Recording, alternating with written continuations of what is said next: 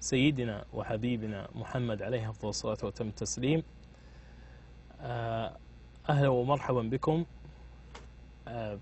In this course we'll be talking, in this lecture we will be talking about issues actually regarding applied linguistics in general.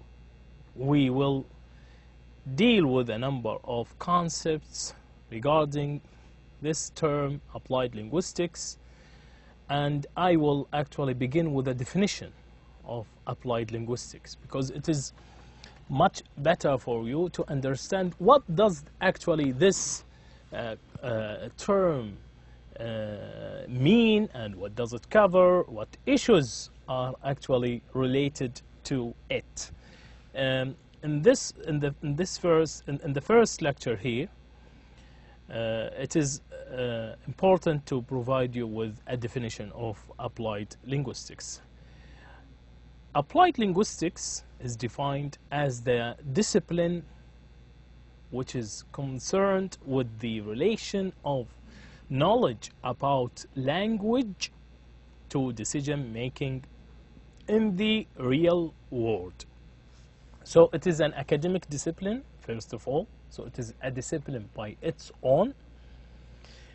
It is actually seeking to understand the relationship between the relation of knowledge about language to decision making in the real world.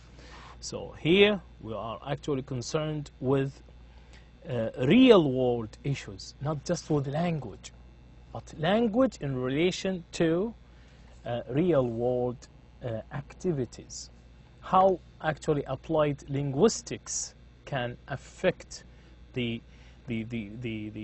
linguistic choices that we make in order actually to carry out actions in the or activities in the real world. The question that you might ask, why do we need applied linguistics? Why should there be an applied linguistics? Actually, language, as you may know, is at the heart of human life. It is important. Language should be there. Without it, many of our most important activities are inconceivable, are unbelievable.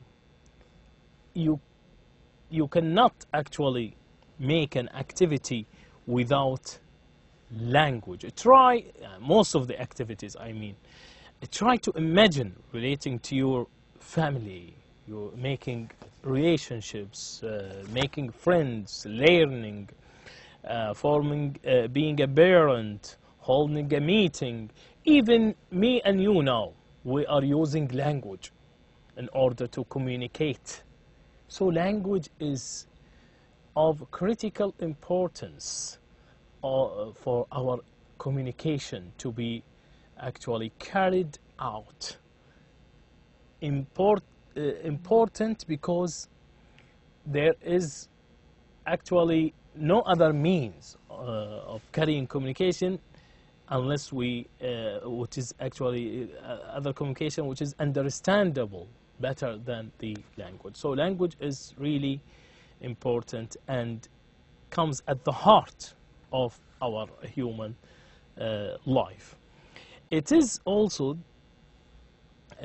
important because what we do actually, I mean language use is in many ways a natural phenomena beyond conscious control.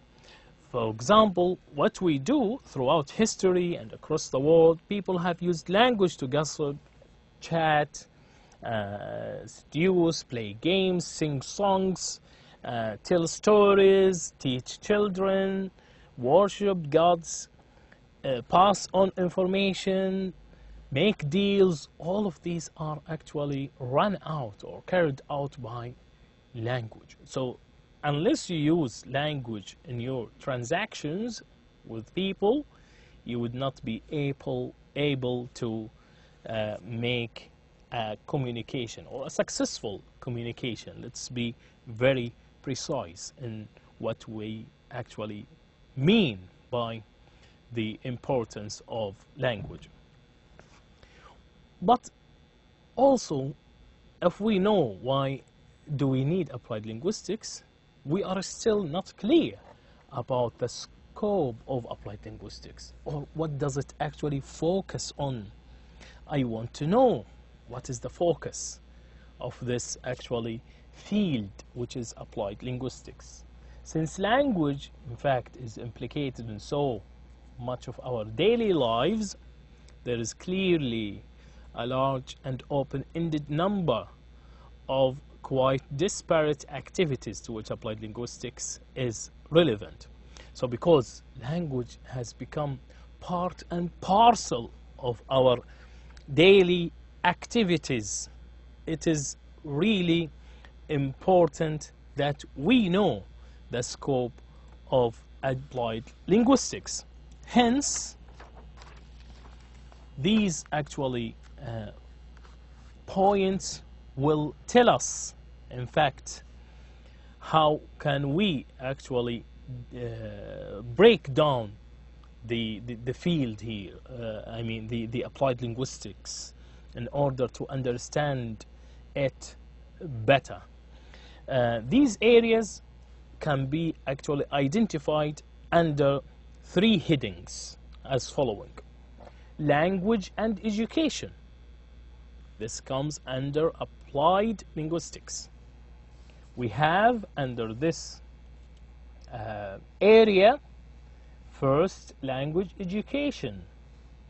This happens, or this actually takes place when a child studies their home language or languages.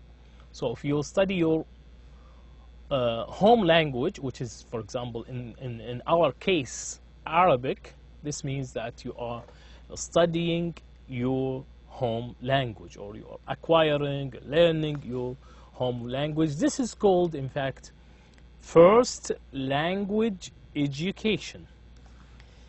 The opposite to it is something called additional language education, often divided into two, which is the second language education, SLE. This happens when someone studies their society's majority or official language, which is not their home language. You are studying, for example, English now, which is not your own language, which is a language of the majority of the world speakers here. If we are talking about the language of economy, the language of the internet, the language of the of business, so it is at the first place, at the top comes English. Comes English at the top. And foreign language education happens when someone studies the language of another country. So you are studying English, but you are studying it here. So second language means that you study English in its actually origin. You study language in the UK, you study language in the US, in Canada, in Australia, wherever it is spoken as wherever it is the language of origin, and it is the language of that country, the official language. Whereas the foreign language learning or teaching is like what is happening in our case here in Saudi Arabia, for example, and most of the countries around the world that do not speak English as the or where English is not spoken outside the class. So, for example, here, what we do, in fact, is that we teach you English inside the class, or you are listening to me now and watching me, through this video, you are watching me and listening to me now, but in English. But when you go out, or when you turn this actually the device off, or the video, when you finish this video, you speak Arabic, which means that English is foreign here because it is spoken in one place, not the other. The context in which you are living actually is not helping you to use English at the outside the class. We have something called clinical linguistics, which is the study and treatment of speech and communication impairments, whether hereditary, developmental, or acquired through injury, stroke, illness, or age. This is also part of applied linguistics. Clinical linguistics. You study speech, communication impairments, people who, for example, stuttering. When you study this issue, either it is because of hereditary or developmental or acquired. So you may have actually had an accident which actually made you made it difficult for you to speak or listen, and for the most actual at the end made it difficult for you to carry out to communicate with people around you. The other actually area here that we have under the field of applied linguistics is language testing, which is my specialization, by the way. It is the assessment and evaluation of language achievement and proficiency, both in first and additional languages, and for both general and specific purposes. You assess, you evaluate the language of the candidate. You actually check in terms of achievement through class quizzes, like what we do down here. This is, for example, the practice that the e-learning actually is doing at the moment is called achievement, is by achievement tests. You study something and then you are evaluated upon what you have studied already in the course. So it is an achievement, something that you have achieved. We want to make sure that you have understood the thing that has been taught to you. Proficiency, you don't have to prepare for this. It is actually testing general knowledge. You don't have, like, for example, the ability test, the TOEFL, the IELTS, all of them are actually STEM here, the standardized test of English proficiency. It is a proficiency test. These are all examples of proficiency tests. They can be in first or additional languages, can be in English, Arabic, or for general and specific purposes. It could be for testing your English level or for testing your ability actually to to be able to write academic writing, for example, in case of specific purposes. The second area here that we will look at is the language work and law. We have under this area in applied linguistics workplace communication, which is the study of how language is used in the workplace. How language is used. We're interested in this issue. How do people communicate with each other? And how it contributes to the nature and power of relations of different types of work. How do you speak to your teacher? How do you speak to your son, to your daughter? How do you speak to your mother, to your father?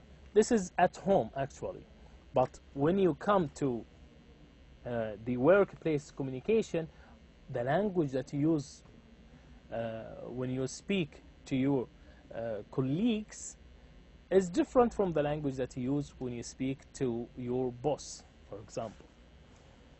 The other area that we have under this category is language planning, which is the making of decisions. It is very much related to applied linguistics, often supported by legislation. Often supported by legislation about the official status of languages and their institutional use, including their use in education. So, for example, a country would like to make a new policy on using a specific terms in the language. For example, the مجمع اللغة العربية here, the Arabic language complex is the one which is meant here. For example, we have a word that you want to translate into Arabic, they can make a decision about this. For example, the word computer, we don't leave it as it is, computer. We don't say computer in Arabic, we say al-hasub, أو جهاز الحاسب الآلي. So this is language planning. And there are other issues actually, but I don't want to get into more details. You can actually read about these in your free time. You can Google them and actually read about them in Wikipedia or somewhere else. We have something called forensic linguistics, which is the deployment of linguistic evidence in criminal and other legal investigations. For example, to establish the authorship of a document or a profile of a speaker from a tape recording. This is called forensic evidence or forensic linguistics. You try to make sure that this, for example, book belongs to the author. You are trying to seek out the information. You collect data in order to make sure that this book really belongs to that guy who actually authored it. Or a profile of a speaker from a tape recording. You try to figure out who is actually speaking and who is in fact. Now it is, with the advance of technology, it is more broad. It is covering issues like, for example, Photoshop. Is this photo, for example, real, or it is made by Photoshop program? So this is called forensic linguistics. The third area and the last area here is language information and effect. It has under it literary stylistics, which is the study of the relationship between linguistic choices and effects on literature. How do the words that I use affect the quality of the work that I'm actually producing or that I'm offering? We have under it also critical discourse analysis, which is the study of the relationship between linguistic choices and effect in persuasive uses of language. So here, we are not just looking for linguistic choices and effects on literature as a literary stylistics. Here, no. Critical discourse analysis is looking in persuasive uses of language, how language is used to persuade people to do things. Translation and interpretation is another area under this category, which is the formulation of principles underlying the perceived equivalence between a stretch of language and its translation, and the practices of translating written texts and interpreting spoken language. So here in translation, some people call it translation or translation. Both of them are okay. So translation is dealing with written texts, while interpreting is dealing with spoken language. Information design, which is the arrangement and presentation of written language, including issues relating to typography and layout, choices of medium. How would you like to present your information? Through PowerPoint, through projector, through what? So you can actually decide how the information that you have will be designed, how they are going to be arranged and presented in the medium that you are supposed to present it in or by. And effective combinations of language with other means of communication, such as pictures and diagrams, which these will make your presentation more effective. If you include pictures, diagrams, charts, pie charts, tables, this will organize your information.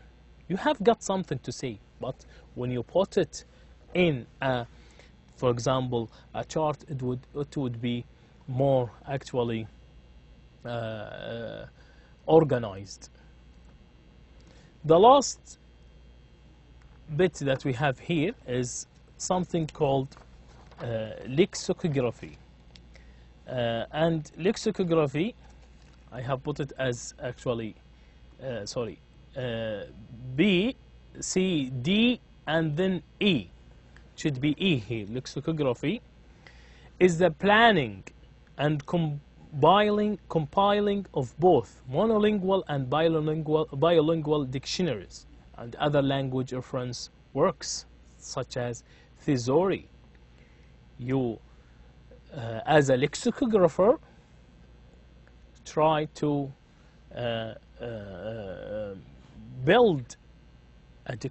try to make a dictionary. Either it is monolingual, which means one language, Arabic dictionary, or bilingual, Arabic English dictionary, or other reference works. As you are, as a lexicographer, will be interested in doing these things, and you will be still called an applied linguist, because lexicographers are applied linguists here in this regard, because they are they come under the category of applied linguistics. This is what we wanted to say in this lecture, which is the first lecture of this series, and we will continue talking about these issues in details in the second lecture. I wish you all the best, and thank you very much for listening. Assalamu alaikum wa rahmatullahi wa barakatuh.